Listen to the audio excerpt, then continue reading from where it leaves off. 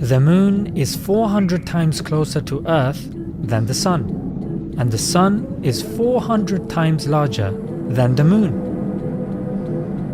What does this mean? It means that when the moon comes in between the sun and the Earth, they both seem the same size to us. Such that we form a perfect eclipse. Now you might be thinking, yeah, that's standard stuff, mate. Nope. In our solar system, there are approximately 166 moons, and that never happens to any other planet because either the moon seems too big or the sun seems too big. But why is it that only on Earth it's so specific? When the universe was created, we had hydrogen and helium gases, but we need carbon for life to exist. But to form carbon, you need 3 heliums to come together to form carbon. So there's a scientist called Sir Fred Hoyle. He wanted to see how these 3 heliums come together. He noticed that nothing really was happening when he brought them together. So then it occurred to him that maybe these 3 heliums will come together at a specific nuclear ground state energy.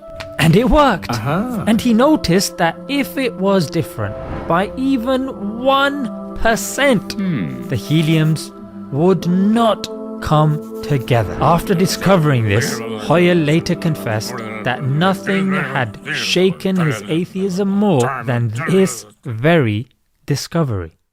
Impressive, right? But did you know that the sun and the earth is at a reasonable distance? If it was too close, we would all burn.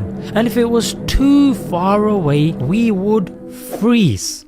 So in this relationship between the earth and the sun, had it changed for even 2%, there would be no life on this planet. Is one of my favorites. As we know, everything is made from atoms. Yeah, but there are 2 forces that are holding atoms together. You've got the electromagnetic force. This holds the structure of the atom, and then you've got the nuclear strong force. This holds the nucleus of the atom. These 2 have to be at a specific ratio for life to exist. Now what's the ratio, I hear you ask? Well, it's 1/10 to the power 16. That's 10 followed by loads of zeros, mate. That's all I can say. Now that of course is very, very specific. Now if fine tuning wasn't there, there'd be no stars. If there's no stars, there can be no planets. And if there's no planets, there will be no life. Let's get a bit advanced now. At the dawn of the Big Bang, there was something called dark energy. This force is pushing our universe out there. Now this is so finely tuned that if this force was too much, the universe would have exploded and nothing would have formed. If it was too less, it would have collapsed upon itself and again nothing would have formed. Now how much is this force? It's 1/10 to the power 120. That is very, very specific. So I guess it makes sense when astrophysicist Hugh Ross said that the chance of our planet existing in the universe is so rare that he calculated it to be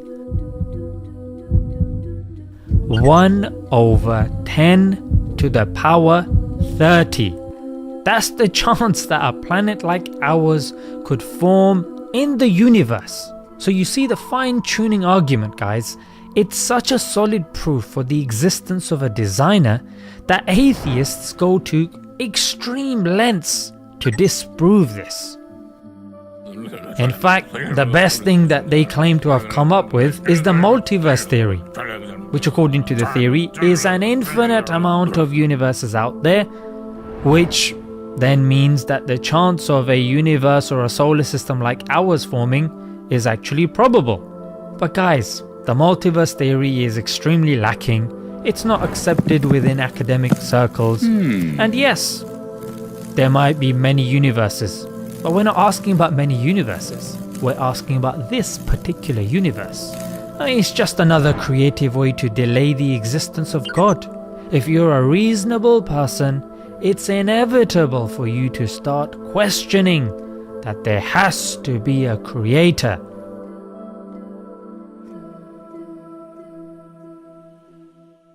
Alright guys, we hope you enjoyed this video. If you liked it, don't forget to hit the like button, don't forget to comment, and please share it. The more people that watch it, the more we can get the revenue generated and create more such videos. Alright guys, until next time, Assalamu alaikum.